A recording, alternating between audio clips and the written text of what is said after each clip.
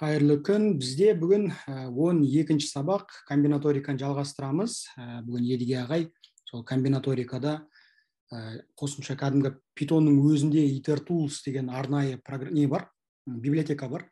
Ол өте пайдалы. Сол бойынша Едіге ағай түсіндіріп өтеді. Едіге ағай, сөз кезегі сізде.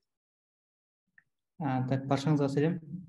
Алдыңғы сабақта біз комбинаториканы өттік, яғни қарапайым мысалы алмастыру, комбинация, орналастыру туралы, яғни қарапайым логикалық тәсілмен қайда одан кейін формуламен шығаратын есептерді көрдік. Енді осы жолы осылар негізі бір арнайы библиотека бар, дайын жазылған. Сол туралы басында кіріспе айтып кетейін.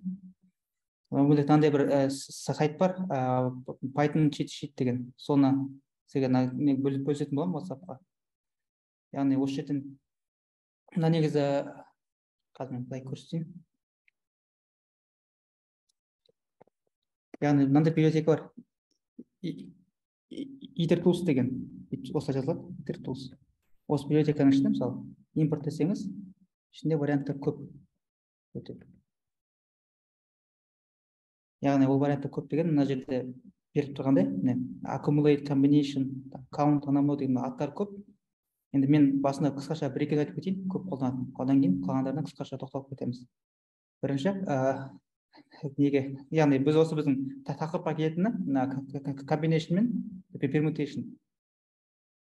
Яғни combination деген әртүрлердің несі, бір-бірімен қосып бір комбинациялар істелінетін. Ал permutation деген ол орналастыру орындан. Енді бірінші қараңыздар. Combination дегенде, онда бізде екі, яғни бұлар не қандай? Библиотекадан дайын функциялар ғой жазылған. Яғни былай кетейінші, егер мысалы біз өзіміз байлайтын, мысалы бізде факториал бар, иә? Осы факториалды біз қолданудың екі түрі бар. Бірінші түрі ол біз дайын библиотеканы қолданамыз. Екіншісі өзіміз қолдан жазамыз. Яғни екеуінде де бір арнайы функция қолданамыз да. Яғни былай айтайын, мысалы дайын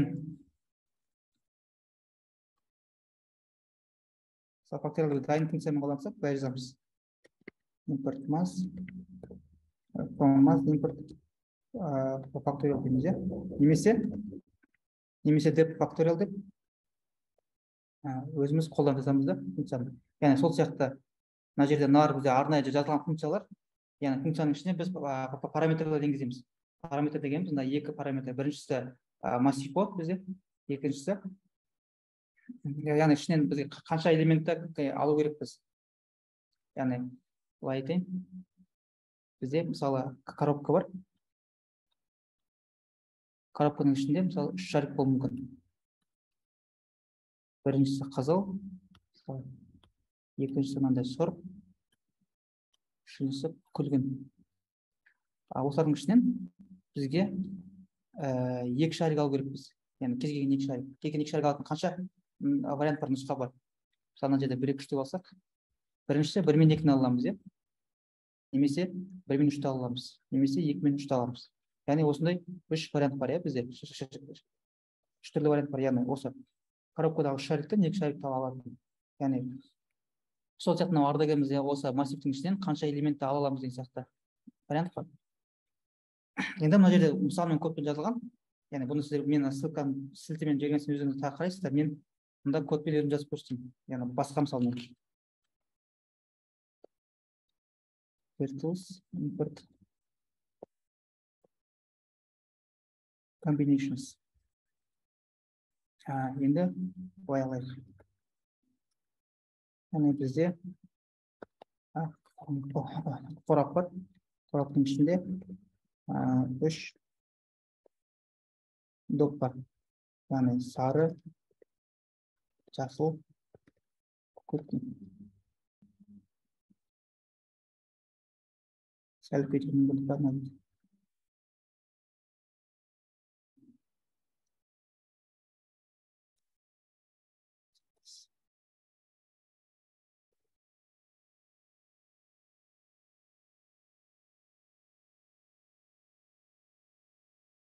Не жоқ, Сен қазір ғана өліп кеттің ғой? өйстіп бүйтіп кете берсей бас қоямын міне андай немен былай кнопкамен бастайын десем ондай жоқ екен да мышкамен басып отыру керек просто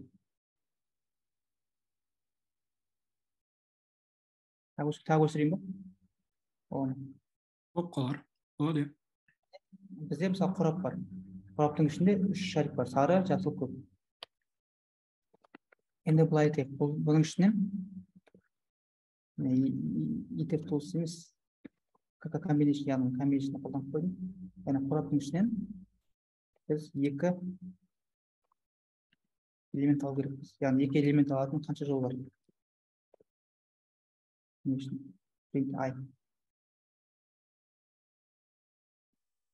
енді осыны тексеріп көремін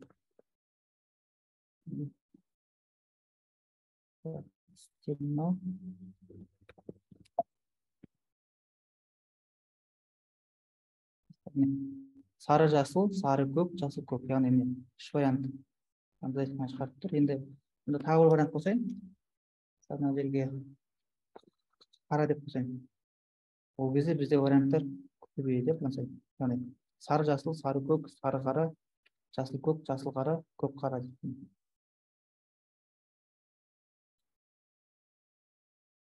енді бұны біз қолмен жасағанда егер біз былай өзіміз есептейтін болсақ қолмен онда нені қолданамыз ғой яғни біріншісіне сызып көрсетейін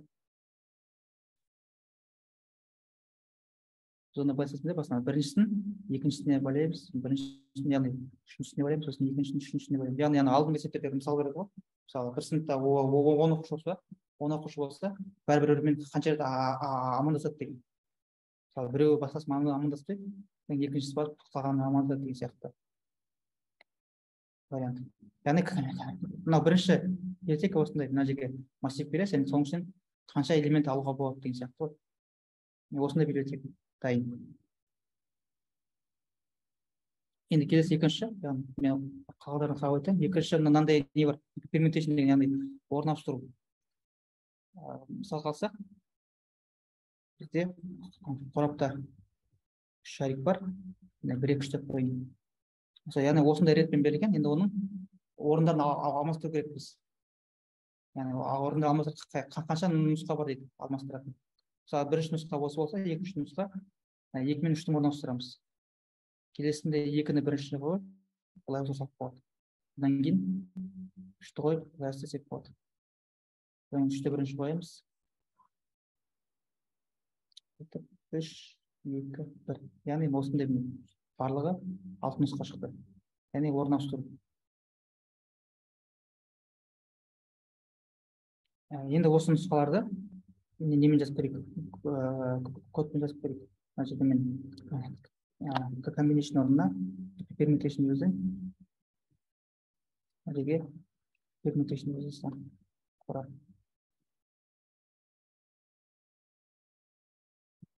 тексеріп көрейік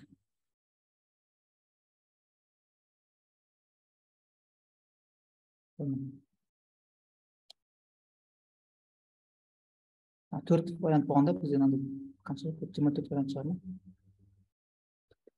басында мен 3 қойып көрейін біреуін қараны алып тастайын міне 3 шарик бар 3 шарик болса міне алтау шарт сары жасыл көк жасыл яғни орнына ауыстырғанда яғни мен кішкене алдыңғы мысалдай түсінікті болу үшін санмен алып қояйын 1-2-3 1-3-2 2-1-3 2-3-1 3-1-2 3-2-1 яғни орнынан ауыстырдық яғни орнынан ауыстыратын барлық яғни қанша нұсқа бар сол нұсқалардың бәрін шығарып көрсетеді пермутейшн деген бізде мына формада бар ғой п деп қолданамыз ғой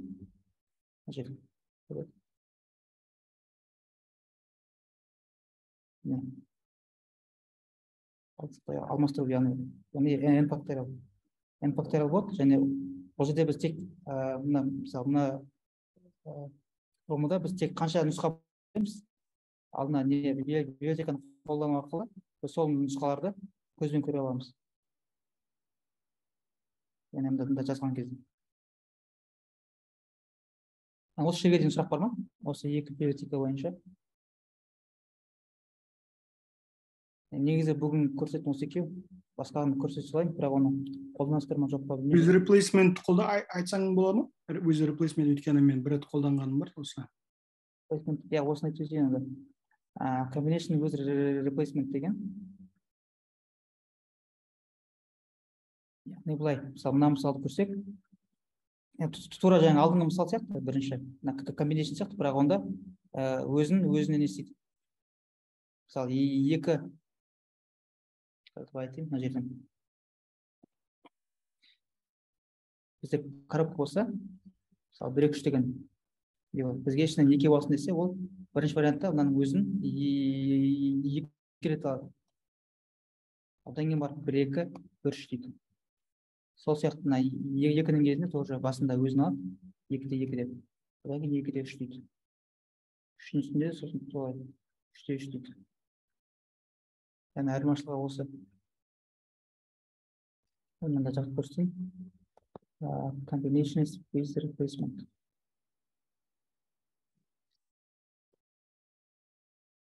Қарап, ішінен 2 боламыз.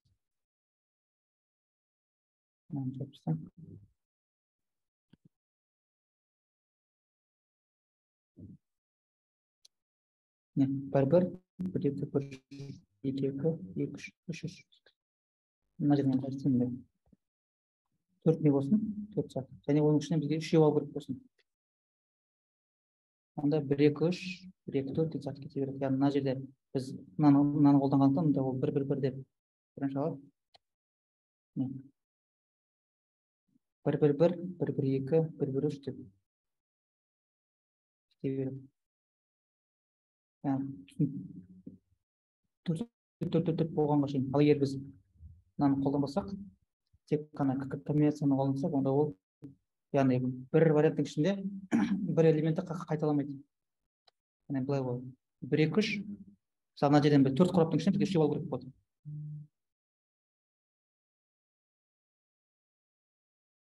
Сонда біз 1-2-3 аламыз, одан кейін 1-2-4 аламыз, одан кейін 1-3-4 аламыз, одан кейін 2-3-4 деген сияқты кетеді. 2-3-4 мына дұрыс болады. Яғни 4-ақ вариант бар, яғни қараңыздар. Қорапта 4 мысалы топ болса, оның 3-ін алу үшін бізде тек 4 вариант қана бар. Ал егер мында 5 дейтін болсақ, 5 шарты болсағанда вариант кішкене көбейеді. Көп тұрған жоқ.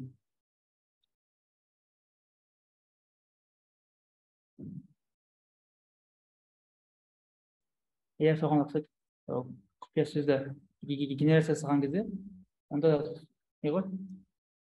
Осы сияқты. Мысалы былай айтайын, бір сөздер бір әріптер береді, мысалы бірнеше.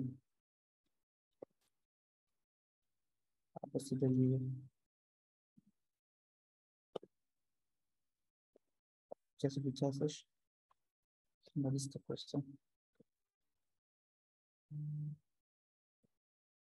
Астам мысалы сандар жазып шығамын. Енді бізге мен 6 деп жүрейін. 6 алу керек біз ішіне. Көрсет қазір уақытпен не кетеді ме? Кетіп жатыр варианттар. Әртүрлі генерация. Мынау Ұзақ кетіп қалды. қатып кетті. Қысқарақ. Жиға енді мен үзіп тұрмын ортасына. Қысқарақ істесек бүйтіп қойдым. 6 емес, 10 керек сап. Сол кезде қысқа уақыт жасайды.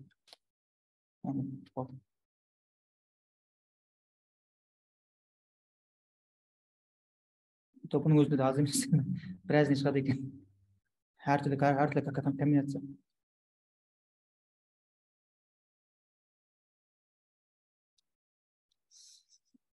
Сәлемді тұрып па?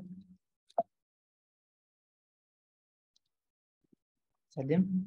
Бұл жерден бізге 3 алу керек па? 3 шарт дейтін болсақ, былай болды. Сал.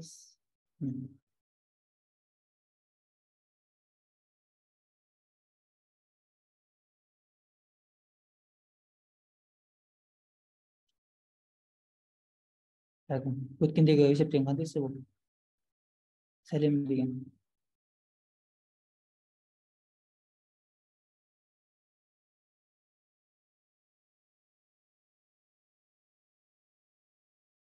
Осы жерге енді басқаларында такси ең көп қолданатындарын айтып көрсетіп кетсем болады. Мынада не бар? Продукт деген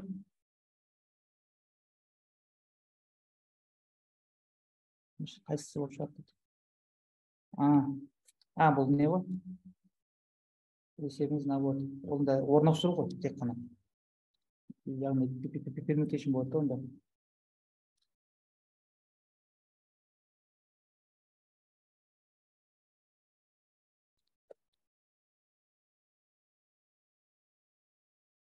Арлан қосып.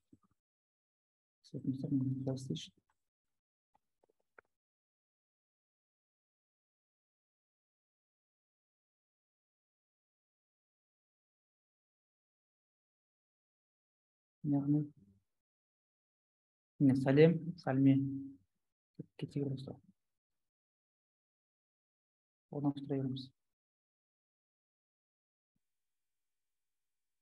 Соңында қарсы не деп шығады? Мелас деп. Яғни артына қарап қалды. Керісінше. Яғни келесі бір библиотеканы айтып кетсең, яғни продукт деген.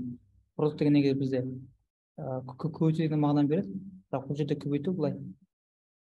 Бізде мысалы 3 көбейту деп айтып берейін. Бізде мысалы мында 2 жиын бар дейді, 2 түрлі. Мысалы мында 1, 2, 3, 4 деген сан бар. Мында А, Б, С деген шек болсын. Енді осылардан біз андай, яғни бірінші жиыннан бір элементтен, екіншіден бір элементтен қосатын бір, яғни жұптар шығару керек біз көп деген. Жұптар шығаратын болсақ, онда былай істейміз. Мысалы, бір мен А-ны ғана аламыз. Одан кейін бір мен Б-ны, бір мен С-ны, екі мен А-ны, екі мен Б, екі мен С деген. Яғни осылай кете береді. Енді бұны осындай дейін шығару үшін біз бұны негізі екі циклмен шығарса болады. Мысалы, мен біріншіні библиотеканы қолданбай, екі циклмен жазып берейін.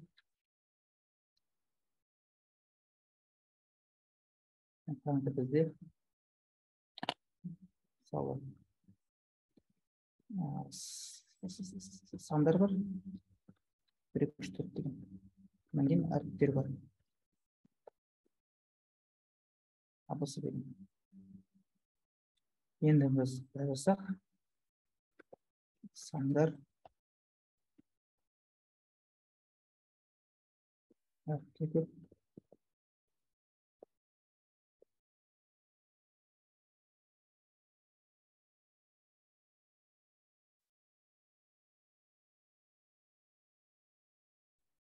Тест десем, әрине 1А, 1Б, 1С, 2А, 2Б, 2С деп шығамыз. Енді бұны мында екі цикл қолданбай, яғни арнайы не бар? Продукт деген бар. Продукт дегенге ішіне салсам, сандар мен әріптер. Яғни параметр ретінде.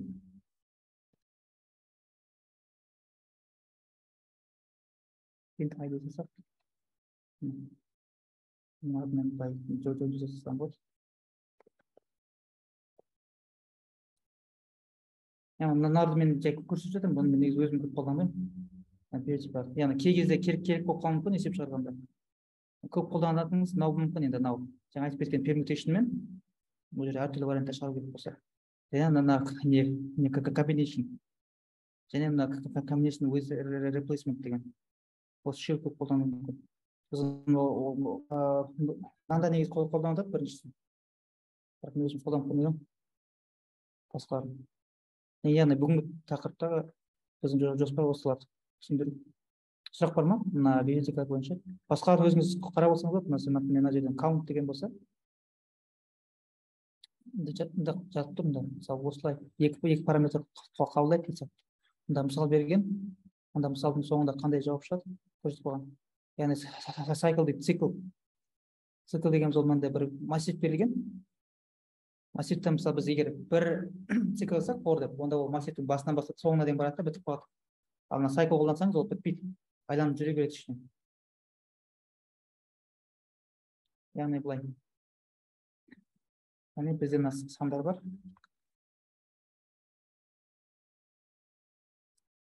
егер біз сандар деп айтатын болсақ, ол тек мына 1 2 3 4 деп шығарады сандарды. Ал егер мына жерде бір цикл қолдансақ, алдына цикл деп қойып сандар десек, ол уже 1 2 3 4 деп дейтін кете береді соңында. Бұл енді бір есепте керек болуы мүмкін кейбір жағдайда.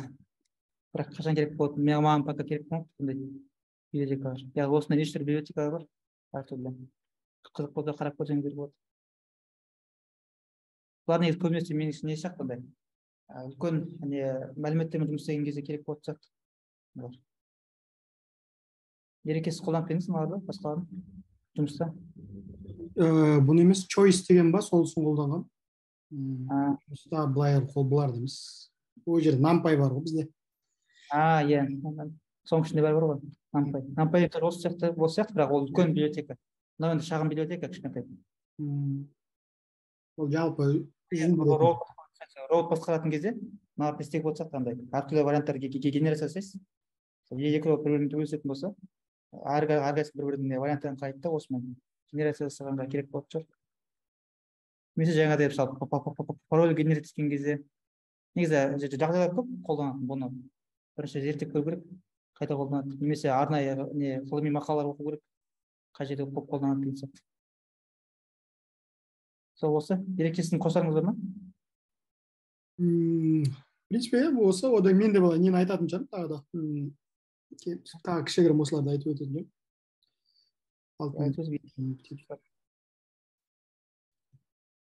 Жалпы Едіге ағайға сұрақ бар ма?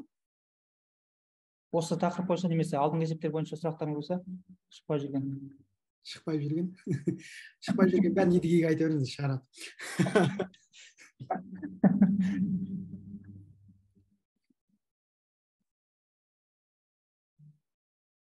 Айтымда чатта жаздым. Сәлем, құпиясыз. Осы кітапхан сілтіне қазір WhatsApp-қа жіберем. Бірінші ұстайын.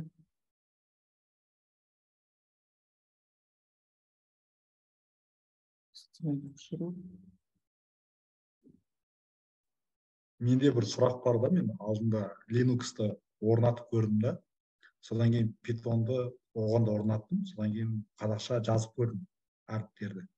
Сол жерде Linux қазақшаны таниды да, анық шығарады. Windows-та жасасам тура сол программалар. Windows-та уже дұрыс шығармайды, айнымалдар деген сияқты. Сол таңғалдым, неге екен олай деп. Windows-тың өзінде ба деп ойлаймын, Windows-тың кодировкасы CP31-да бірден келді ма, содан ба деп ойлаймын. Ода қазақ тілі жоқ қойдым деп. Яғни кодировка не көріп, Python-ның ссылкасын қойған кезде не істейді? Не үшін? Жаңағы бір түрлері болады, онда UTF-8, Windows 12 елбекіме де, аттар болады, соларды қолдан көріп.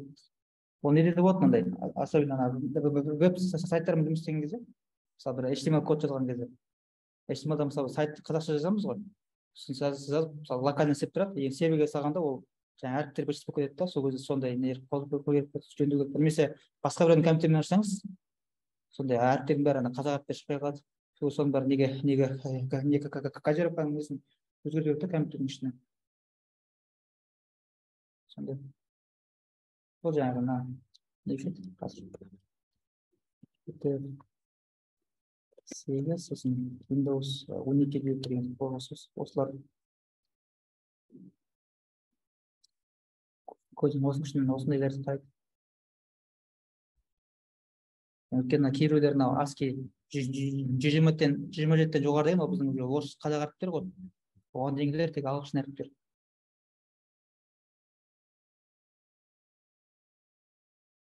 Windows-ның кейбір нелері арасын қарайды дейді. Сондай осы жағынан кішкене не көріп болады, зерттеп шықлап көру керек.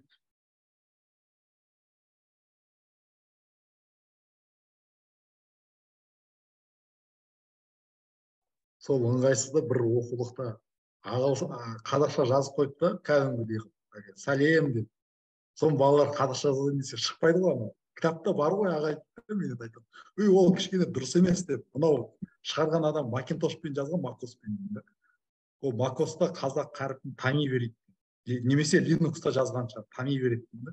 А Windows танымайды. Олардың жаңағы программисттердің барлығы мүлдем Windows'ты орнатпайды. Олар жаңағы макоста отырады, немесе линукста отырады.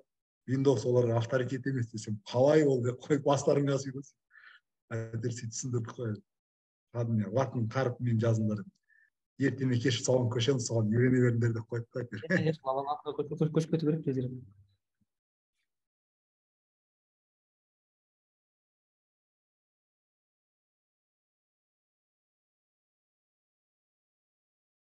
Бір-екі есеп шығарып көрсететін шығарсыздар енді. Қазір уақыт тиіп жатыр. Егер сұрақ болмаса, онда бірден аяқтай салайын, одан кейін бірден өзім бастап кетейін. Мына қарап отырмаймын біткен. Итертулста тағы да бір-екі нәрсе айтатын нәрсем, жалпы мынау негізі күннің едіген айтқанына, жалпы мына жерде де бір көрсеткен бір мысалдар бар. Кәдімгі документі да, мынау итертул питонның өзінің документі бар, кәдімгі несі да. Соның ішінде продукт, fermentation және осылардың айырмашылықтарын да көрсеткен да. Енді сіз кім едіге де көрсетті, мен де бір сыпыра айтып өте салайыншы деген едім. Мысалы, мына продукт қолданған кезде мына біз едіге бағана екі түрлі массивтерді қолданып, солардың ішінен пара-пар бір нені шығару керек болды да, мысалы. Ал мына жерде продукт қолданған кезде сол бір ғана сөзден қанша рет алмасатындығын туралы көрсеткен да, мысалы мына жерде import from tools import барлығын дей салайын. Сөйтейін да, мына жерде продукт, енді мен арнайы бағана бұл сөздерді алған екен да, мысалы ABC, және не обязательно мына продукттың ішінде, не обязательно ол тізімге бірден айналдыру, ол стринг түрінде келтірсе де бірден айналдырып бере береді. Мысалы мына жерге 2 деп жазсаңыздар, осының repeat деген сөз.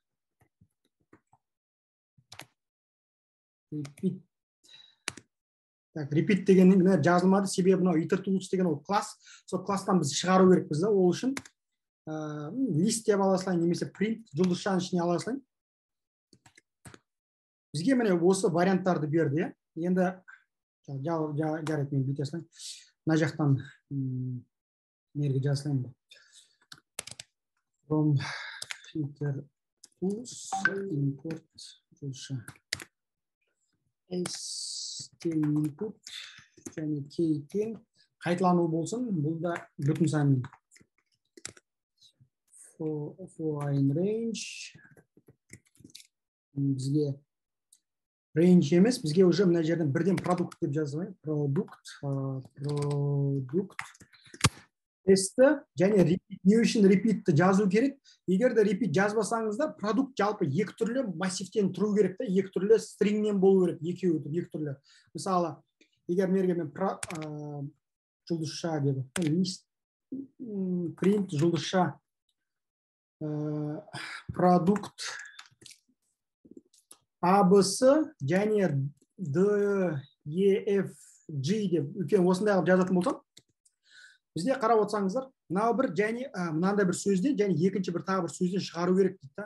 Егер мына жерге repeat дегенді жазу үшін, мынау егер repeat деген жазбасаңыздар, repeat деп жазбасаңыздар, онда мына жерде 2 деген, негізі мына жерге көрсетіп қойған repeat деген, бірақ басқа нелерде қолданбауға да болады. То есть мына жағдай не үшін 2 деген жазылу керек, себебі продукт міндетті түрде екі түрлі не алады да, екі түрлі входящий, екі түрлі кіріс алады.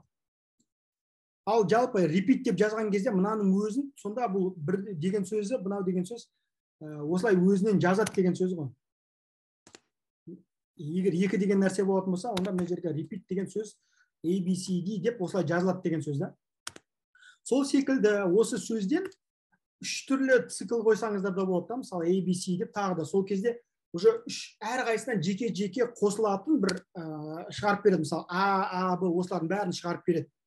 Сол үшін repeat дегеннің мақсаты сізге сол енгізілген мәнді қанша рет шығару керек. Мен кей дей салайын, сөйтемде осылардың бәрін шығарсам.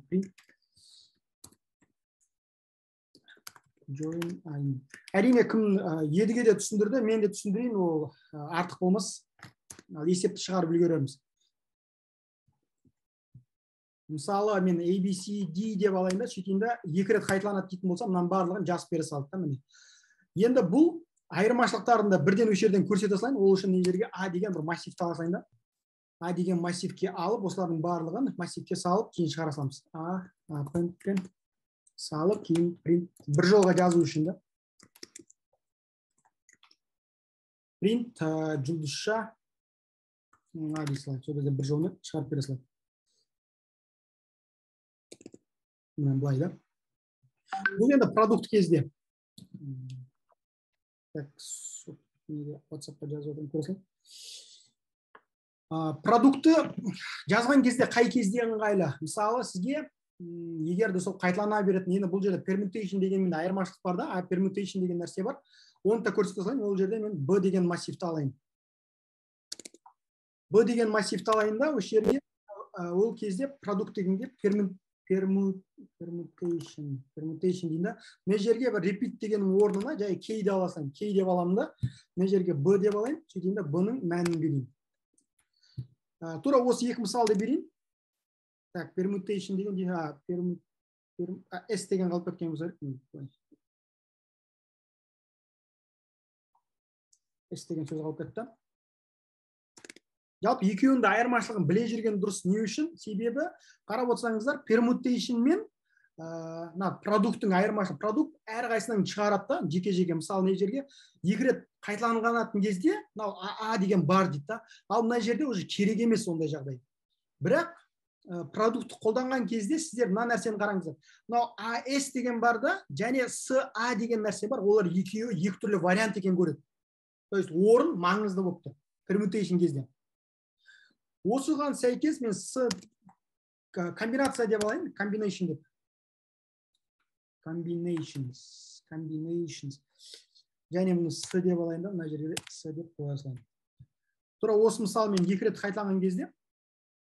Енді қараңыздар, комбинация кезде айырмашылықтарын қараңыз. Мынау бізде продукт болатын болса, ал мына жерде мынау A мен S комбинация кезде екеуі бірдей мән деп есептейді. Екеуі де бірдей мән екенін көрсетеді.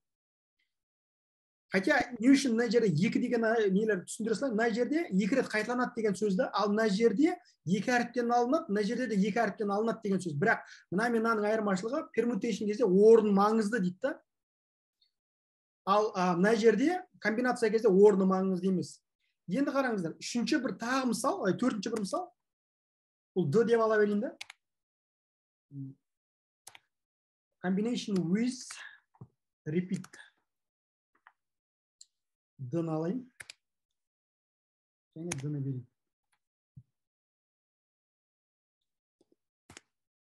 Бізде бүгін продукт, так, repeat деген, replacement деген. Repeat емес, replacement деген.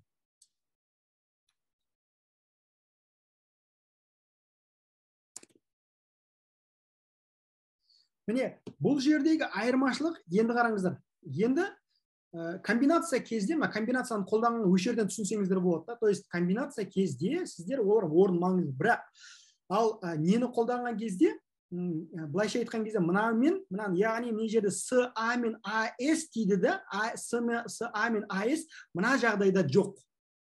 То есть 2 рет былайша айтқан кезде бәрі продукт дегеннен шықса керек.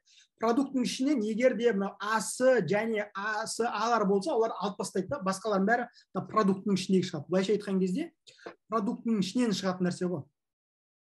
Продукт деген сөз қайталанатын нәрсе. То есть осы төртеуінің айырмашылығын біліп алсаңыздар, одан кейін кейбір есептерде бір қажеттілігі кейде айтады, орын аласуын тап деуі мүмкін.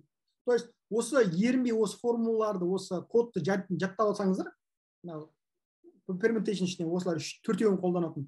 Сөйтіп айырмашылығын білсеңіздер болды осылай. Осы бойынша сұрақ бар ма? Итертулстағы. Төртіншісі түсініксіз болып қалды. Төртіншісі AS пен SA шықпау керек. То есть AS деген уже бар дейді да. То есть ол орны маңызды емес дейді да. Мына қараңыздар. AS деген бар. Міне қараңыз, мына жерден басты мынаны бойынша көрсетейін. А енгізіледі, Б, да, мына төртеуі де бар мына жерде, Енді айтады, Б-ны келетін болса, бірақ бізде Б деген сөз ол А-ның алмасқан түрі ғой, орындар алмасқан түрі ғой. А Б мен А Б. Сол үшін бізде А Б деген керек емес дейді да, бізде Б Б-дан бастайды. Б Б бар, мына Б С Б Д жүреді. Міне үшеуі келді. Одан кейін С А ол А С-тің айырмасы, алмасқан түрі. Сол сияқты С Б да уже мына жерге Б С-ның айырмасы деген секілді. Сөйтеді С С-ны шығарып. Былайша айтқан кезде мынадан төртеу, мынадан үшеу, мынадан екеу, мынадан біреу деп шығарып береді.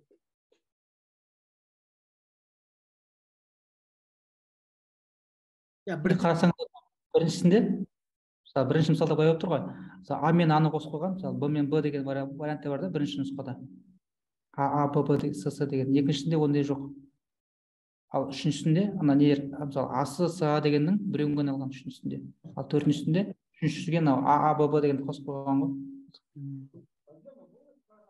Енді тура осы да басқаша мысал ретінде аласың. Мысалы, 2 деп алдық қой, біз 2 емес. Мен үлкендеу саналы жаз сөз алайын да. А, Б, С, Д, Е. Жоқ. Бүйтіп алайыншы арасында. А, Б, А, С, Д, мысалы, Е деп ала салайын да.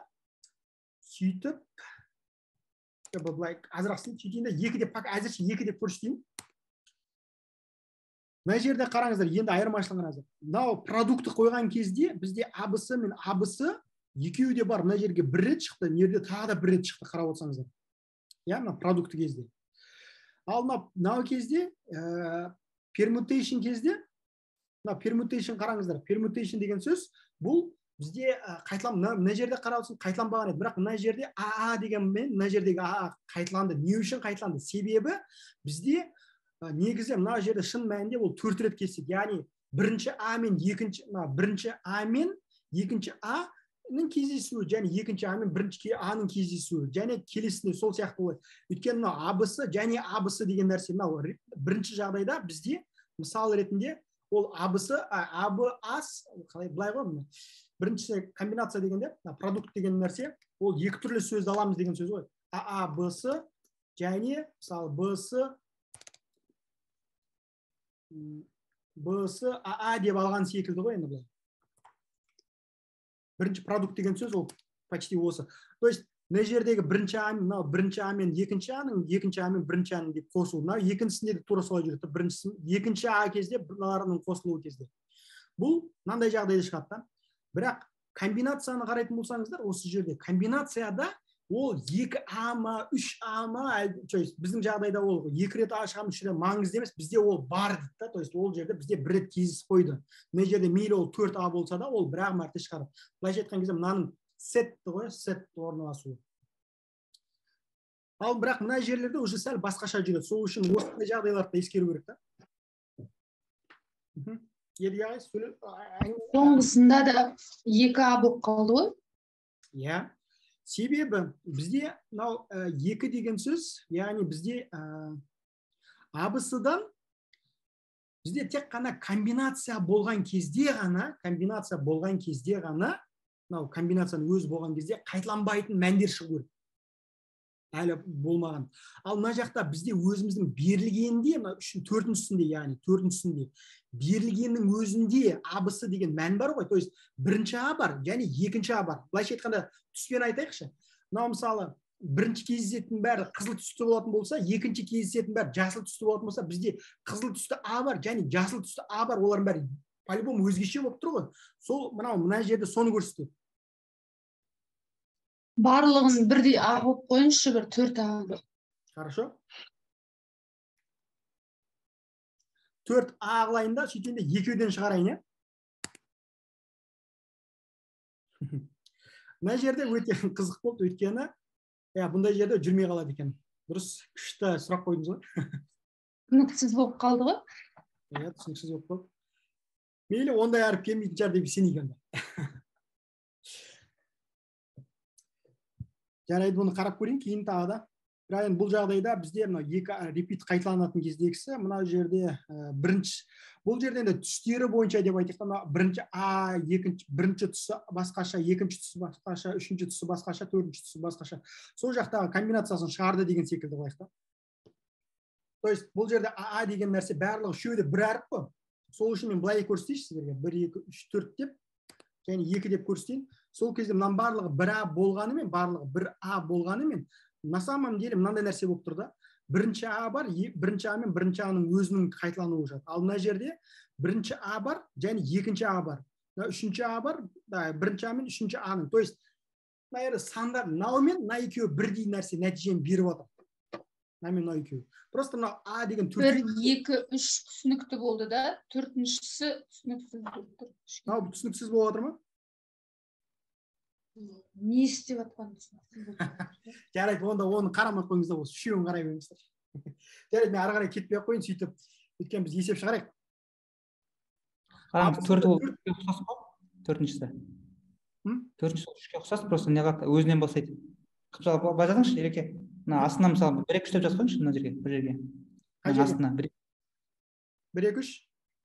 Жоқ, мына неге питон код бар ғой, соның астына типа комментарий ретінде. Питон код астың жағына. Так, 1, 2, 3. Даже арларын ашып жазыңызшы, арларын ашып. Хорошо. 1, 2, 3. Қараңыз, бұндай ғой, мысалы, үшіншісінде комбинацияда ондай былай болады, мысалы, андай бір-бірімен амандасады ғой адамдар. Бірінші адам екінші адам амандасады, бірінші адам үшінші адам амандасады. Сондай мысалда, үшіншісі, ал төртіншісінде онда былай болады. Бірінші адам ол өзімен амандасады да бірінші. Сосын бір басқалармен амандасады, сондай. Студенттердің айырмашылығы сол. Өзімен амандасады дейсіз бе? Иә, төртіншісінде көрдіңіз бе? Бір-бір деп тұр ғой. Айнаға қарайды. Айнаға қарайды, сосын бір басқаларға қарайды. Жаңа үшіншісін қарасаңыз былай қарап, бір екімен амандасады, бірінші үшіншімен амандасады, бір төртпен амандасады. Одан бар, бұл бір амандасып бітті ғой бәріне, екі. Иә, жақсы сұраққа, жақсы айтылды. Өйткені мынада ол тек айнаға қарамайды да, мына жерде айнаға қарайды да. Өйткені қараңыздар, мына жерге 2 мен 1, 21 деген сан жоқ та, себебі ол 1 мен 2 бір-біріне қарады ғой бәрібір. Соны айтады да.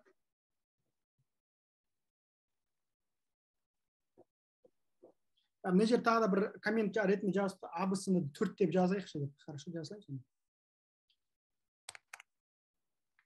Абысыды 4 деп жазған кезде бізде бірінші жағдайда 4 рет қайталанады, ұзақ шығып кетеді. То есть біріншісінде мынау продукт болған кезде 4а деген сөз қатарынан тұр деген сөз да. Продукт абысыда олардікін шығарып болады. Одан кейін мына жерге араларын бостау қою керек, себебі шатас қалмас үшін. Продукт print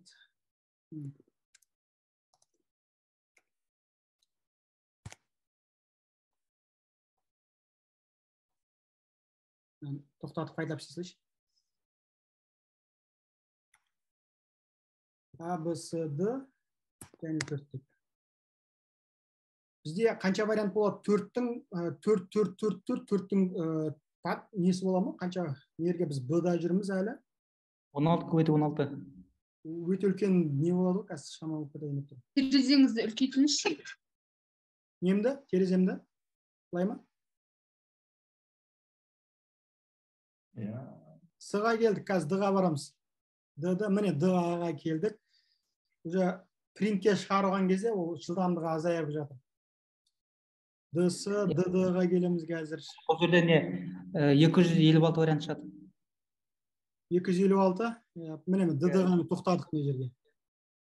4-тің 4 дәрежесі ол жерде. Иә, 4-тің 4 дәрежесі. Міне, қарасаңыздар, мына жерде бізде 4 repetition қайталанды.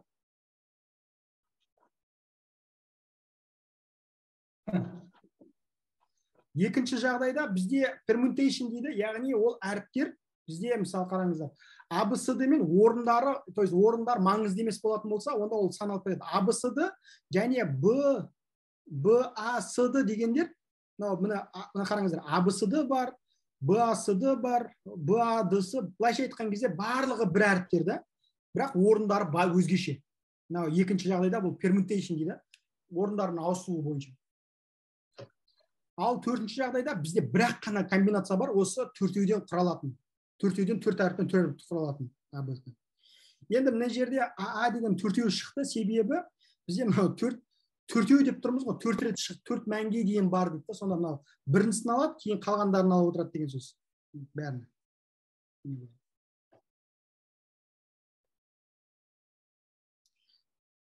айнаға 4 рет қарайды деймін. Жарайды. Жалпы осы енді өздеріңіз шұқылап көріңіздер. Негізі мен айтайын дегенім, бұл жерде 4 нәрсе бар. 4-еуін де ажырата алыңыздар деп айтқым келген. Өздеріңіз шұқылап көресіздер. Енді есепке барайық. Өйткені бізде есепке де уақытымыз аз қалып қалыпты. Біз мына алдында бұны шығарып қойдық. Салаты деген негізі өздеріңіз де шығардыңыздар. Егер жалпы көрсете салайын, негізі 2 жолмен шығаруға болады. Ол бірінші жолы, жалпы салат бойынша мен негізі көрсеттім, мысалға Майдина апайдың өзі бастап шығарды, сіздер көпшілігін шығардыңыздар. Бұл жерде бірден бүйтіп кодын да көрсете салсам да болатын шығар, өйткені бұл жерде бүйтеді. Бізде ингредиент береді да, ингредиент деген сөз, мысалы 3 түрлі ингредиент бар. Кем дегенде екеуін қолдану арқылы бір салат жасауға болады дейді. То есть кемі екі ингредиент болса бір салат бола алады дейді. Мысалы бізде 3 ингредиенттен 3 түрлі заттан 4 түрлі салат істеуге болады дейді. Оны қалай істейміз? Оны егер мен сызып көрсететін болсам, мына жерге негізі мен көрсете салайын. Мысалы менің ам осындай, енді Б және С деген болсын. Бізде 4 вариант қалай шығады? А, Б, С деген, мысалы айтайық, мына жерде майонез, помидор, огурцы дейтін болсақ, бізде помидор мен огурцыйды, то есть помидор мен огурцы қосатын, егер помидор, огурцы деп майонез дейсің, помидор, огурцы бір салат болады да. Помидор, майонез бір салат болады. Одан кейін барып огурцы, майонез бір салат болады. Одан кейін үшеуін қосқан кезде бір салат болады, жалпы 4 салат болады.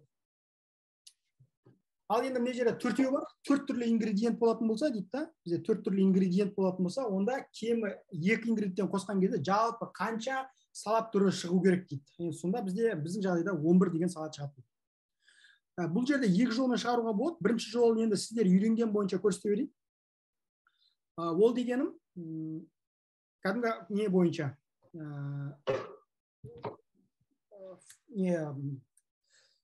Комбинаторика бойынша шығарайын. Енді бізге бұл жерде мүмкіндігінше біз комбинаторика дегенімізде көп жағдайда факториалды қолданамыз. Негізгі есептерді көп жағдайда формулаға сәйкес факториалды шығарады. Оны оңай жолы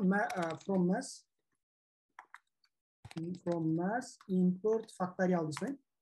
Және мынау қайта факториал деген ұзақ сөз болғандықтан мен осы сөзді жиі қолды факториал деп жазбас үшін жай ғана F деп жазсам болады. То есть F дегенім бұл менде факториал деген мағынаны білдіреді деген сөз. Енді бізге n деген кез келген сан беріледі, бүтін сан, по-моему. Бүтін сан, натурал сан. Input. Осы жерден айтады, бізде енді цикл бойынша істейтін болсақ, негізі мына жерге сіздерге түсініктілеу болсын, әрбір мысалын мына жерге қойын. Енді бізге керек емес. For I in range, n-ға дейін болғанда бізде n-ға дейін болады. N деген емес, бірақ бізде кемі 2 салат болғандықтан бізде 2-ден басталу керек. 2-ден басталып, мына жерде біз осы шектің өзі де алыну керек, то есть бізге +1 деген нәрсе керек. Бұл n+1 деген нәрсе, сол мысалы 3 болса 3-тің өзі де қоса алынады деген сөз ғой. Енді бізде алғашқы мәні бір S деген 0 тұрақты бір санын қоя салайын. Сөйтемін айтамын, S деймін, осыған әрдайым осы санды артып отырамын. Яғни S-ті қосамын. Енді қараңыздар, не істеймін? Біз мынандай нәрсені өткен едік. Егерде мысалы 3 саннан 2-ін алатын болса қанша мәні шығады деген кезде факториал бойынша шығарған едік, ол былай. Мен неге қайтадан бір формулаға жазсайын.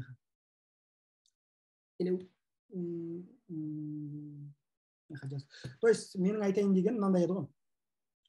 Мысалы бізде егер m тең факториал беретін болса, және k-ді беретін болсақ, яғни n және k екі түрлі мәнді бере салайын, мен сіздерге түсініктілеу болу үшін осылай. Map integer input split. Бұл n және k деген нәрсеміз не? N деген сөз, егер сіз формуланы естеріңізде бар болса, мынандай еді ғой. nk деген нәрсе бар. Бұл бізде жоғары жағында, мысалы жоғары жағында бізде қандай мән бар? Бізде n, яғни f факториал дегеннің n-нің бөлеміз, төмен жағында соның k-і дейді да. Бұл деген сөз f алынған k деген нәрсе болған кезде бізде бұл формула мынандай формуланы беретін. Теру бойынша ма? Мен де ажыратамын, негізі шатастыра беремін. Мысалы бізде 3 және 2 деген болатын болса, бізде 6 түрлі вариант болады дейді. Бұл деген сөз 3-ден 2 қайталанып кетіп жатыр, иә. Бұл негіз бұл жолмен шықпау керек. То есть бізге және көбейтілген қазір мынаны өшіріп басын. Егер бізде 3 түрлі комбинациядан 2 ғана қосатын болсақ, бізде 6 болып кетті, орын сақталмайды. То есть бұл жерде бізде бұл нәрсе болмау керек, көбейтілген f-тің k болу керек. Бұл деген сөз бізге қайталанбау керек, өйткені майонез огурцыйды қосты, не огурцы майонез екеуі бір нәрсе ғой біз үшін.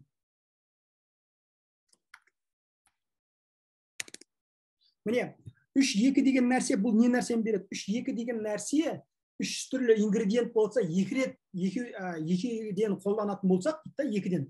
Онда бізде әрдайым жалпы 3 ғана мән болады. Яғни бізде сызатын энергия сызып көрсететін болса, 1, 2, 3 деген болатын болса, бірінші 1 мен 2 шығады, одан кейін 1 мен 3 болады, кейін 2 мен 3 болады. Ал егер мынаны ұмытып кететін болсаңыздар, яғни кейде ол кезде сізде мына екеуі тең емес деп көрсетеді да жалпы. Мына екеуі 2 және 1 екеуі тең емес дейді. Майонез бен огурцы мен майонез деген екеуі бірдей нәрсе емес деген нәрсені айтады да. Бірақ біздің жағдайда ол мынандай формуламен шығу керек. То есть мына формуламен шығу керек еді. Енді қараңыздар, сіздер енді бұны шығарып қойғансыздар, бірақ мен сонда да көрсеткім келіп жатыр. Мына жерге мен былай жаза саламын да. То есть f деген факториал мынандай, бірақ менде f қайта шығара бермеу үшін мен оны бірден мына жерге бір мәнді жаза салайын. fn деп жаза салайын. fn деген сөз fn-нің мәні деген сөз ғой. Осы жерге мына алдымен мына жерге әрдайым fn-ге бөліп отырамын деген сөз. Бірақ k деген мәнім, менің k деген мәнім бұл жерде i деген ойнайды. k деп аласың, k деген мәнім. Сонда мына 2-ден бастап өзіне дейін жүре береді да, s-ке қоса беріп, соңында бізде принципіні шығарамыз. Енді сіздер осылай шығарған шығарсыздар деп ойлаймын. Мысалы бізде 3-те қандай берілген бойынша 3 болған кезде 4 шығу керек. Ал 4-ті берген кезде бізге 11 шығу керек дейді. Міне бұл бізде бір жолы, сіздердің бір жолы бойынша осылай шығарған шығарсыздар, осылай дұрыс болады. Бұл енді математикалық жалпы комбинаториканың формуласы бойынша шығардым. Енді accepted, бұл бірінші жол бойынша түсінікті ма? Сіздер осылай шығарған шығарсыздар. Енді екінші жолын қараңыздар. Екінші жол бұл жерде енді более-менее математикалық жол, то есть o бірмен шығады. Мына жерде o-n мен негізі o-n деп айтылады бәрібір.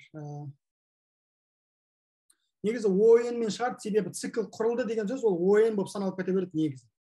Ол -1, -2 деген болса да, не бойынша цикл болғандықтан o-n деп саналып кете береді. Бірақ шын мәнінде не жерде факториалдар болғандықтан ол да бір ішінде де факториал деген өз көбейтіле береді деген сөз. Ол жерде бір цикл, бірақ едігеден сұрақ көрейінші, едіге осында болсаң. Мына жерде факториал болғандықтан мына жерде қандай болады? Мен n емес o-n квадрат болып кететін сияқты ма? Мынау негізі көп болып кетеді. Просто бұл жерде не себеп шығады? Меніңше қазір біз мынаны негізі факториалдан бұрын былай цикл жазу керек сияқты осы жерге ішіне. То есть функция жазасыз да. Толық шығаратын болса ма? Толық жазатын болса? Қараңыз, толық жазбайсыз, былай істейсіз. Қараңыз. Мен просто қандай o-ның қандай мүшесі болады деп сұрағаным ғой. Соны ма? Иә, o-n квадрат бола ма? Қалай ойлайсың? Так, o-n квадрат болады негізі. Мына жерде бірінші факториал шығарып болады ғой. Мына жерде сіз fn деп тұрдыңыз ғой. Иә. Онда былай қаршы n-k плюс k ғой. n квадраттан жоғары болуы да мүмкін, өйткені мына жерге тағы да факториалдар, ол бәрібір цикл болып кетеді. Енді o-n квадрат деп алсақ негізі. Бірақ қарап отырсаңыздар, бұл бізде уақытпен өтіп тұр да негізі. Бірақ енді қараңыздар. Мен екінші жолмен шығарам, бұл математикалық жол дейді, o1 мен шығарылатын жол. Ол үшін мен не істеймін? Егер сіздер осындай математика, мысалы кейде айтайық, мынандай есеп уақытпен өтпейді деп есептейік. То есть уақытпен өтпейді деген сөз сіздерден болады, мысалы осындай. Бірақ сіздер уже мынаны формуланы білесіздер, осындай, то есть осылай шығатындығын, иә. Енді қараңыздар. Мен сіздерге бір нәрсені көрсетейін, мына жерге n-нің мәнін өзгертіп отыратындай бір цикл құра салайын. for I in range бастапқы қанша бір 10 мәнді берейін 10 ба мысалы 21 мәнді берейін 11 мәнді берейін сөйтейін да сіздерге осының мәнін біртіндеп тізіп жазып беріп отырасың да негізі комбинаторика O1-ге айналдыру үшін сіздер осындай циклды құрып үйрену керексіздер то есть тізбекті таба алу керексіздер егер мен енді 10 деген 11 деген жасаймын ойбай үлкен сан болып кетті ғой иә сының мәні әрдайым нөлге теңестіріп отыр екен ғой сен нөлге то есть мына екеуін мынаның ішіне кіргіземін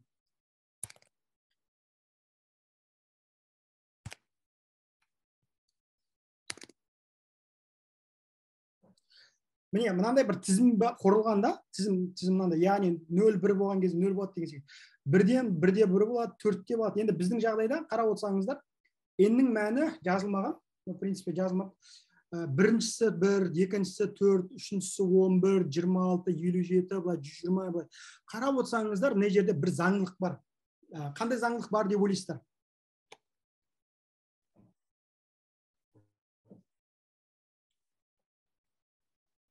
примерно хотя бы егер оны заңдылықта мынандай мысалы мен мынандай заңдылық қойып қойын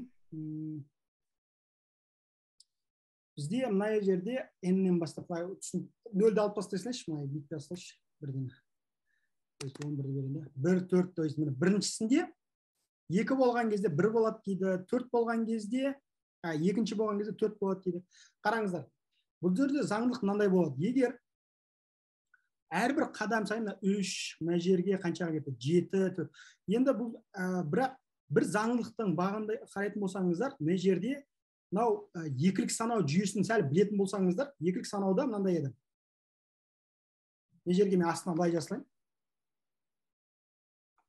range 2-ден бастап 11-ге дейін керек емес 2-ден бастап 11-ге дейін және print бұл жерде i-дың көбейту 2 және inline деп жазған астына жерде printті бөліп алу керек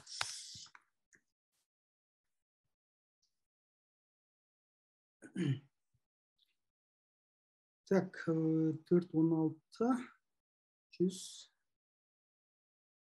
даже мына жерде бірден басталса да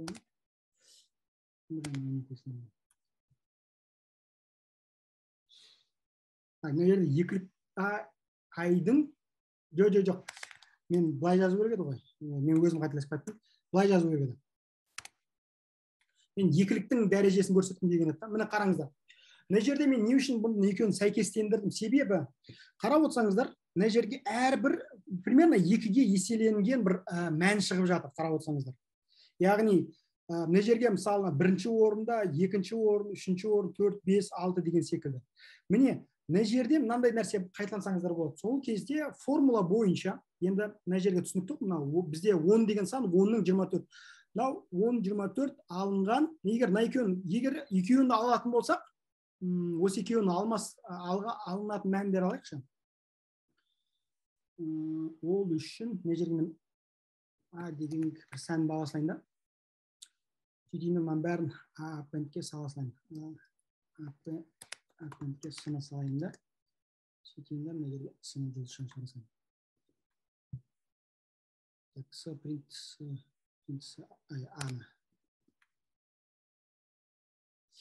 мен сіздерге мына жерге мына нәрсені көрсеткім келіп жатқаны мына жерде де тура b деген массивке сала салайын мынаны бізге b append деп алайын да мынау бізге керек емес осыны b-ға саламын да print жұлдызша b дейін да сөйтейін да мына екеуін енді zip бойынша айырмасын алып отырайын zip бізде b-дан аламыз a-ны b-дан аламыз то есть мына жерде x y деп аласың x y дейін да осы жерге мен бір жолға жаза берейін x алынған y және end line-мен жазылайын бұл бізде алғашқы 10 мәні кезде енді үлкен наоборот менде анаусын b-дан ағын салу керек пе да разница бар былай жалпы үлкеннен кішісін алайын деген ғой. Жаңа қарап отырсыз, ойбай, менікі де дұрыс болмай қалды ғой. Мына жерде мынамен сәйкес емес. Мына жерде 2-ден бастау керек. 2-ден бастау керек. Міне, мынандай бір заңдылық қарап отырсаңыздар, қандай заңдылық? Екеуінің айырмасындағы заңдылық міне бірге арттырып отыр. Сонда осыдан кейін қалай формуланы қорытып шығаруға болады? То есть, егер сіз алғашқы мәндерін біліп алсаңыздар, алғашқы, мысалы, 10 қадамын біліп алсаңыздар, осындай секілді есептеу арқылы сіздер нені білесіздер? Яғни, бізге мына мәнді шығару үшін, яғни бұл 10-шы болатын болса, 10-шы мән 2-ның 10 дәрежесінен осының 11-ді алып тастаймыз десек, сонда шығады. Түсінікті ма менің айтып отқаным?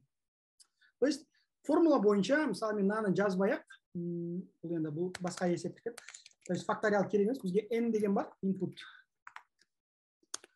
Бізге не істеу? Яғни, бізде n-ның, яғни 2 көбейтілген n-ның дәрежесіндегі n-і алынған, бізге аламыз нені? Біз одан алып тастаймыз. Егер 10 беретін болса, бұдан біз 10-ды аламыз.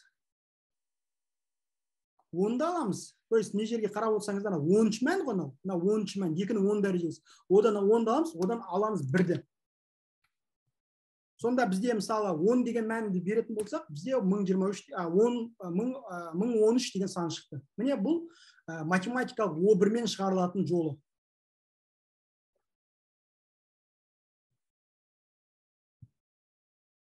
Бұл енді уақытпен, любом случае уақытпен жылдамырақ жұмыс істейді, мына жерде факториал неге қолданбайды. 0,46 дейді, өйткені кішігірім мәндер бұл. Бірақ әлде қайда бәрібір бұл эффективный математикалық жолы, по-любому ол эффективный болып саналады. Сұрақ бар ма бұл мынау бойынша? Сіздер енді бірінші жолмен шығар, мен екінші жолында көрсеттім. Түсінікті ма? Енді шахматыйды көрсете салайын. Шахматыйде бітеді. Енді шахмат ойнай алатын шығарсыздар жоқ дегенде түсінетін шығарсыз деп ойлаймын. Мына жерде мынау ладья бар. Ладья деген бар. Ладья дейді. Ол қанша мынау n және k деген мәндер береді. Яғни k-дің мәні бұл жерде 8, максимально 8 деген мәнді береді. Бізде бүтін санды береді ғой. Сіздерге мынандай нәрсе бар. Егер бізде ладья барлығы дұрыс болу үшін және бір-бірін жемес үшін бізде мүмкіндігінше k-дің мәні үлкен болу керек. То есть, егер шахматпен сызуда қиын болып тұр. Бұл жерде былай болады. Енді бастапқыда n және k деген мәнді берем. Input split деп бере салайын да. n деген ол шахтаның несі, көлемі, то есть мөлшері, ауданы. Ауданы ұзындығы бір жағы. То есть 8 болса, 8-де 8-дік квадрат, 8-де 8-дік не дейді? Тақта. Ал 8 деген сөз, бұл сізде ладьяның саны. Егер айтады 8 болатын болса, онда қанша жолмен осы ладьяларды бір-бірін жеп кетпейтіндей орналастыруға болады. Егер шахматты сәл де болса білетін болсаңыздар, енді мен кішігірім жаза салайын нерге, уақытымызды аз қалыпты. Мен 3/3 деген нені ала салайын. 3/3-тік шахматный досканы ала салайын да. Бізде, мысалы, ладья мына жерде тұратын болса, ладья, сіздер ладьяның екінші орнын не жерге қоя алмайсыздар. Өйткені ладья ол яки былай жүреді. Сіздер не жерге қоя алмайсыздар. Сіздер яки не жерге қоясыз, немесе не жерге қоясыз. Егер сіз не жерге қойсаңыздар, онда үшінші ладьяны сіздер мына жері бос емес, уже мына жері бос емес, не жерге қоя ғана қалады. Қалған жерде қоя алмайсыз. Өйткені қалған жерде бір-бірін жеп қояды. Осы секілді қанша жолмен орналастыруға болады деген есеп. Берілген түсінікті ме? Мен есепті енді тағы да бір айта салайын. N деген нәрсе, бұл тақта, бірінші n деген сан, ол шахматтың тақтасы. Енді шахматтың тақта ол әрдайым квадрат болады ғой. Ал k деген ол ладьяның саны. Енді қараңыздар. Бұл жерде мен бағана сызып көрсеттім, сол бойынша енді шығарып қойын. Бізде 8-де 8-дік неге қанша рет қанша жолмен орналастыруға болады дейді, орналастыру. Ол үшін Енді біз бұл жерде енді ненің бұл орналастыру деген не бар? Кәдімгі біздің неміз бар ғой, енді формуламыз бар ғой, енді сол бойынша шығара берейік. Ол үшін мен бірден не жерге жаза берейін. То есть мына жер көшіріп алып, мынаны бұл жақ қоя көшіріп аламын. Мынаны керек емес, иә. Бұл жерде біз дәл осылай бастаймыз. Яғни бізге f деген нәрсе керек. F дегеніміз бұл бізде жалпы факториал деген нәрсе ғой. F деген менде әрдайым факториалны болады. Енді сіздер мынау есепте бір нәрсені түсініңіздер. Қандай жағдайда бола алмайды? Қандай жағдайда бізде орналастыра алмаймыз? Ол деген сөз қандай жағдай?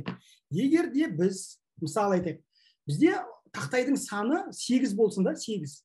Бірақ сізде 10 ладья болатын болса, немесе 9 ладья болатын болса, сіздер ол 9 ладьяны по-любому орналастыра алмайсыз. Мысалы, мен бағана 3-3-ке қойған кезде максимально 3-3-ақ мәрте 3 қана ладья орналастыра аламын. Ал егер де одан көп болатын болса, бізде автомат түрде бәрі бір-бірін жоқ қойды, онда 0 вариант шығады. Ол түсінікті ма? То есть, егер де мысалы мен n, яғни бізде n кіші кейден... Ағай, мына жерде сонда, мынау 8 факториал 320 болады екен ғой? Сол шыға сала ма? Қалай? Ешқандай. Мынау 8-дің факториалы, ладьяның саны 8 деп жатырсыз ғой, иә? Иә. Сол факториалын ала салса шыға сала ма? 8-дің факториалы емес, 40.320 ал. Қазір көрейік.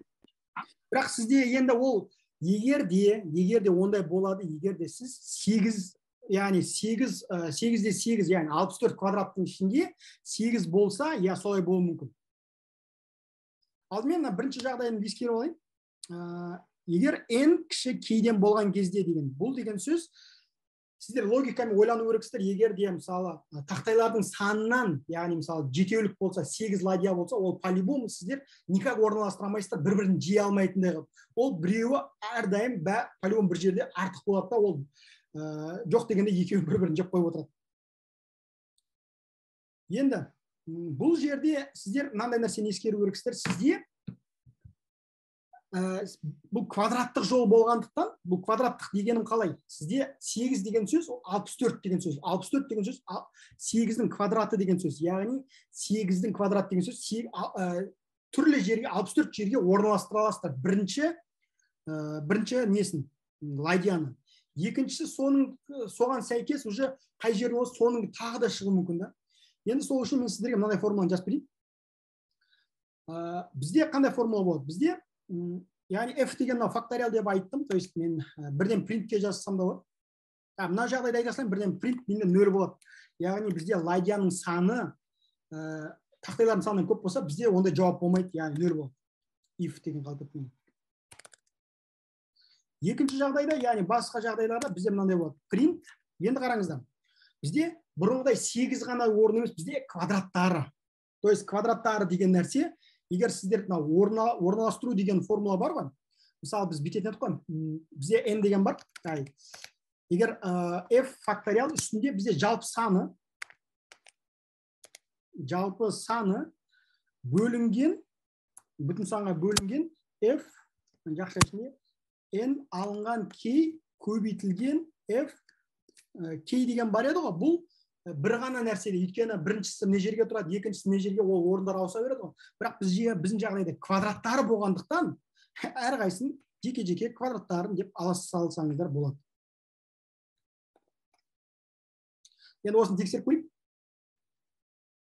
Мысалы, мен енді тура 8-де 8 беретін болсам, бізде бір ғана шықты, значит дұрыс емес.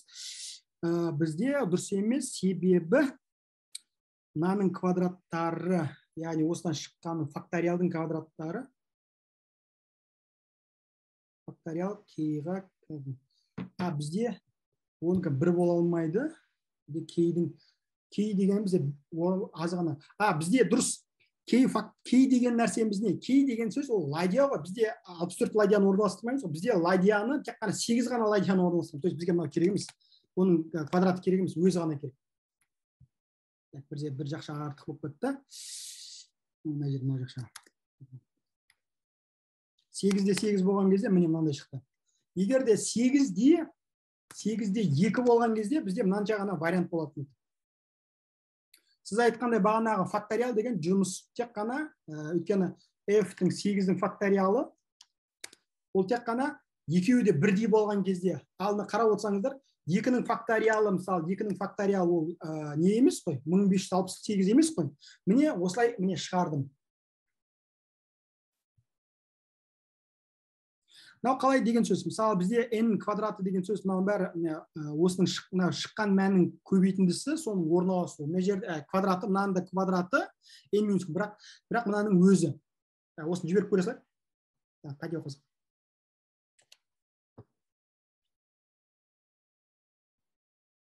О, 46% есеп.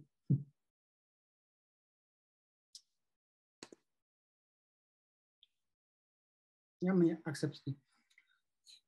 Енді бұған сәл отыру керек. Енді сіздерге қазір жеңіл шығарып атқан себебі мен өзім қарағаным бар, бағанама кешеме қарағаным бар.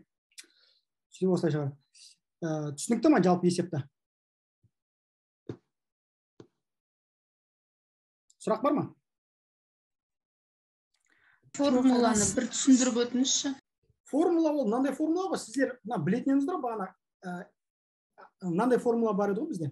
Жазылайын. Жоқ, квадраты жоқ еді ғой жерде. Иә, квадраты жоқ еді ғой, бірақ бізде тақтамыз бар ғой, тақтаның. Ол бізде 8 мынандай бір жолдық тақта емес қой. Бізде квадраттық не ғой? Квадраттық болған қараңыздар міне. Түсіндім. Түсіндіңіз ба? Сол үшін ол артылып кетті мына жер шыққан мәнде. Сіз алдында шығарған кодыңыз қандай көрсетіңізші? Тура сол, по-моему, осы. Неге ана премия бөлек тұр ғой? Ол кезде мен былай шығарған екем, жеке-жеке бөліп алып, яғни мынаның мәні мынандай. То есть мен бұны шығарған кезде алдымен жеке-жеке беріп, шықпай қойды, кейін квадрат екендігін түсініп, осылай шығардым. Уақытпен, я, в принципе, ана бірден факториал болған екен, ол бірден жұмыс істеп, жақсы жылдамырақ жұмыс істеді. Қайталап жіберіп қойшы осыны. Редактировать решение деп, тура осыны жіберіп көрейін. Мына жерде 31 миллисекунд, ана жерде 46 миллисекунд. По-моему, ол неге байланысты сияқты. Қай кезде, міне қарасаңыздар, мынау кодым 46 болды, мына жерде 62 болды. То есть әр кезде әртүрлі болады. Ол неге де байланысты да, қазір сервердің бос емес болуына байланысты. То есть серверде бірнеше адам жіберіп атса керек болуы мүмкін. Күтіп қалуы да мүмкін да, очередьте.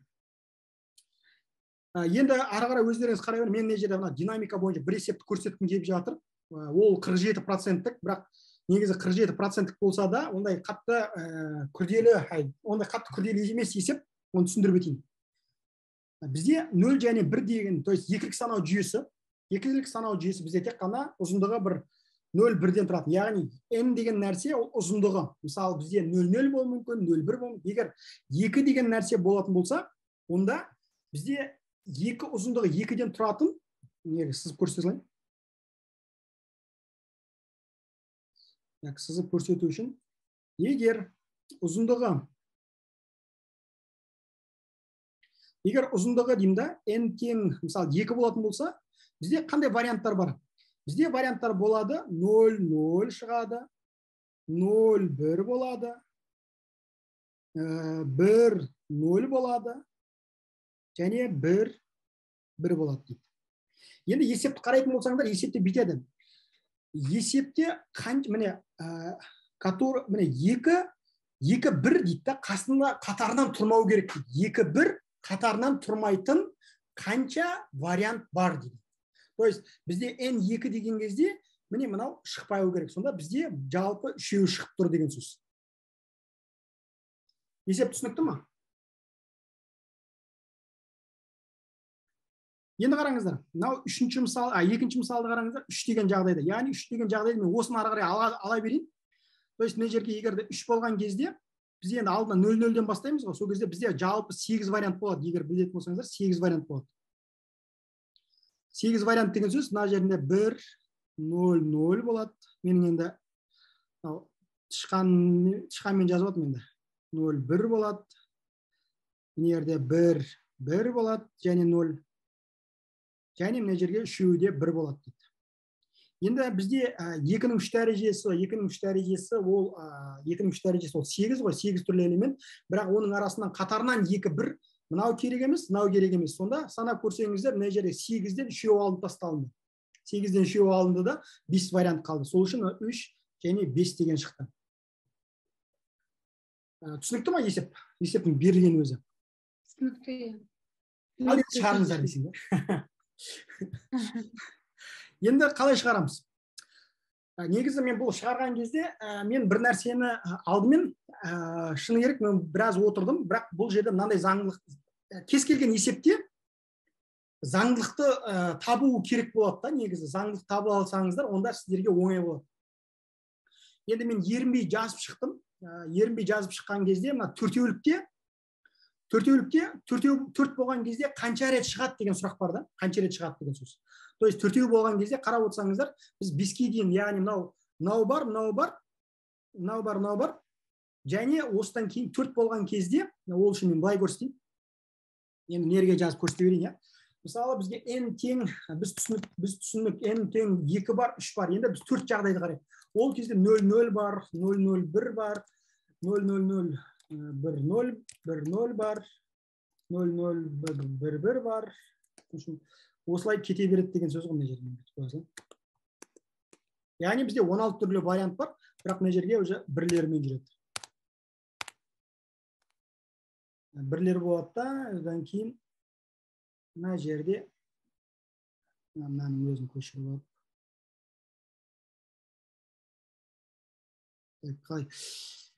Мына жерде 0 болды. Енді келесінде бізде мына жерге 1 болады да, мынаның барлығы 1 минут өтеді.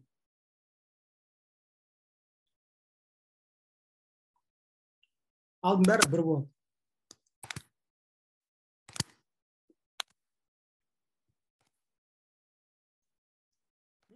Мен өзім осындай есеп шығарған кезде, мен осындай бір ерінбей жазып отырдым да, сол кезде айттым. Мына жерде мынау болмайды дедім. Мына жерде 1 кетеді, мына жерде 2, 3 кетеді. То есть мынау жағдайда 3 болған 4 кетті деп түсінікті, я. Ал мына жерде қарайтын болсаңыздар, міне, онда бізге тағы да келеді. Мына жерде бізде 4-өлікте, яғни бізде 16 түрлі нұсқа бар, 16 түрлі нұсқаның ішінен мына жерге бізде қанша өзі? 1, 2, 3 кетсе, 4 кетеді. Мына жерде 5, 6, 7, 8 кетеді. То есть екінші жағдайда мына жерден бастап бізде қарап отырсаңыздар, мына жермен бөліп қойын, я. Мына жерге дейін бізге мынау екі жағдайда кезде, екі жағдай кезде мына жерде 1 болатын еді. То есть бүйтіп қойын, 1 болды. Мыналардың арасынан 1 болды. Мынау жағдайда уже бізде осы екеуі мына жерге дейін 1 болды, мына жерге дейін. Мынау жағдайда бізде 1 кетті, мына жерде бізде уже 3 кетті. Былай істей салайыншы, мен қалғандарын алайын. Мына жерде бізде 3 қалды деп алайыншы. 3 қалды. Мына жерде уже бізде 5 қалды. Ал мына жерде бізде қанша қалды? 8 қалды. То есть 8 қалды, себебі 8 кетті, 8 қалды. Енді осы жерде бір заңдылық бар. 3, 5, 8 деген заңдылық қайталана жатыр. Сонда қарап отырсаңыздар, ең оңай жолы бұл жерде мен мынандай деп көрдім. Фибоначчи ма? Фибоначчимен шығасыл. То есть мына жерде мынандай егерде бір ғана мәнді беретін болса, бізде ол жерде 0 ғой. То есть екеуінің өзі шыға береді ғой. Қарап отырсаңыздар, міне екеуінің өзі шығады. Не үшін? Себебі мынау тек қана 1 болған кезде 2 болды, 3 болды. То есть осы арқылы мен мынау есептің Фибоначчиге бағынған, то есть Фибоначчи бойынша шығарылатындығын түсіндім. Әрине бұл комбинация дейді, бірақ негізінен бұл динамиканың ішінде болғандықтан, яғни динамикалық программалаудың қолдана отырып, қолдану керек екенін түсіндім. То есть Фибоначчи заңдылығы, Фибоначчи тізімі. Өздеріңіз шығара аласыздар ма? Әлде шығарып көрсетейін бе? Шығара алатын сияқтымыз ғой. Бұл жерде жай ғана Фибоначчидің заңдылығы болды. Хотя бұл жерде күрделігі бойынша 47% деп берген. Мүмкін басқа жолмен шығара алатын шығар, бірақ сіздерге қандай есеп болған кезде ерінбей, әрине мына жерге берілгендер кейде жеткіліксіз, сол 1 кездегісін және 4 кездегісін шығарып сөйтіп шығарсаңыздар, оңай шығарылады.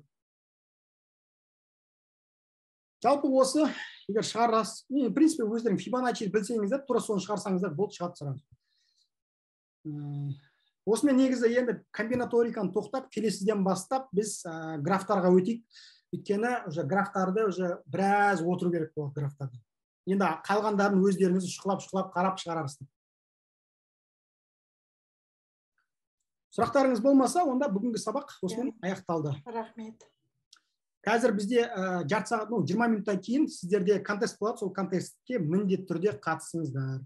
Өте қызықты деп ойлаймын. Әсіресе Гүлжамал апай және Қарлығаш апай, сіздердің есептеріңіз бар. Шығармасаңыздар ұят болады.